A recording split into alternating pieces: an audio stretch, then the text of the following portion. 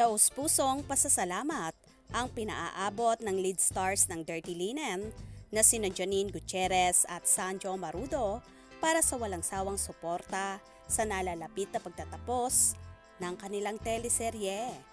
Hindi makapaniwala ang cast sa mainit na pagtanggap ng mga manonood ng serye kung saan nakahatak ito ng 2.3 billion views sa TikTok at numero 1 spot bilang most watched series sa Awan TFC. Gabi-gabi rin itong trending sa social media kung saan tinutukan ang mga kapanapanabik na komprontasyon at sagutan ng mga karakter.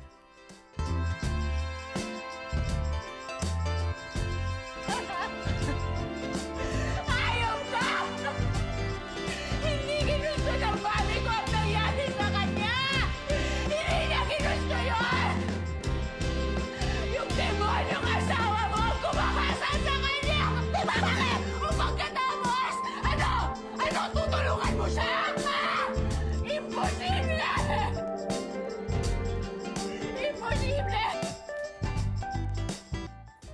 Surreal na naging parte ako ng ganitong klaseng level ng cast. Ito na siguro yung favorite kong role kasi ang dami niyang layers. Sobrang thankful ako na pinagkatiwalaan ako to play Alexa. Sobrang dream come true, sabi ni Janine noong finale media ko ng serye. Nagpasalamat din si Sanjo sa production team ng serye, pati na rin sa kanyang mga co-actor na nagsimula ng viral mata-mata acting. Pinapanood ko siya bilang part ng show and bilang audience din na nahuhook sa istorya. Kudos sa musical director na sobrang galing. Tinulungan nila kaming gumaling. Gusto kong magpasalamat sa lahat ng cast, production at sa mga director ko. Pagbabahagi ni Sanjo.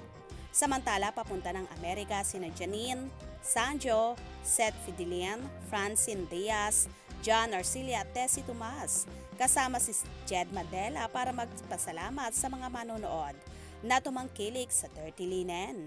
Abangan sila sa Giga Pamilya Presents Dirty Linen sa Amerika sa Memorial Auditorium sa Sacramento, California ngayong August 26 at sina Janine Sanjo at Jed sa Arena Theater, Houston, Texas ngayong August 27.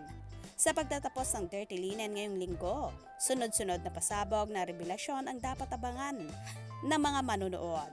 Mabibigyan na ng mga kasagutan ang mga krimen ng pamilya Fierro at malalaman na rin kung makukuha ni Alexa Janine ang matagal na niyang inaasam na hustisya.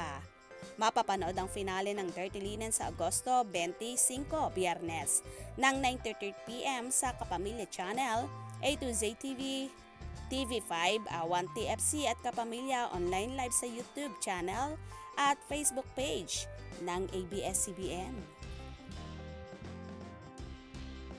Hindi nga makapaniwala sina Janine at Sanjo sa napakaraming views na natamo na 2.3 billion. Kaya naman taos-puso ang pasasalamat nila sa lahat ng tumutok, lalong higit sa mga ka-dirty at co-host nila sa naturang serye. Kaya naman tumutok at huwag pahuhuli sa mga maiinit na kaganapan. Mga ka-scoop, anong inyong magiging reaction sa bidyong ito? Comment below.